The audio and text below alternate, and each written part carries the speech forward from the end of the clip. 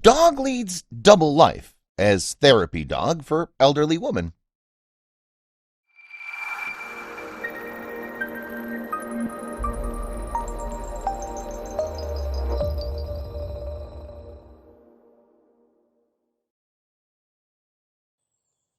Early in the morning and late evenings, Jade serves as a loyal dog to her owner, Heath.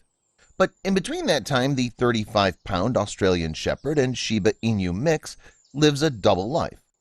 The 1.5-year-old dog has become an emotional support dog of sorts. Jade was used to being by Heath's side ever since he was about 8 weeks old. But that changed after Heath's girlfriend saw someone who could use the loving companionship of a dog. My girlfriend manages a home healthcare place. For as long as I've known her, she's been visiting a client that she's grown fond of and cooks her breakfast and dinner. Sometime within the past year, this old woman's dog died on the anniversary of her husband's death. It obviously wrecked her, Heath wrote on Reddit. So, Heath offered to let Jade visit the client's house to cheer her up.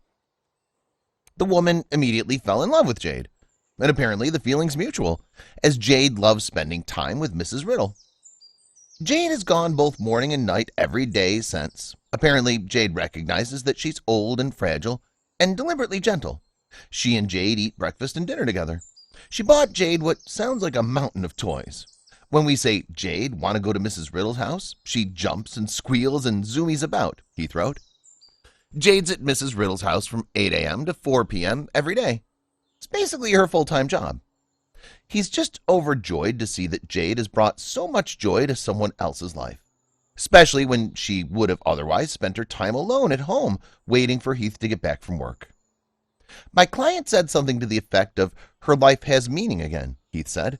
"My sweetheart spends so much time away from me, essentially being a therapy dog for someone I don't know, and I find that awesome."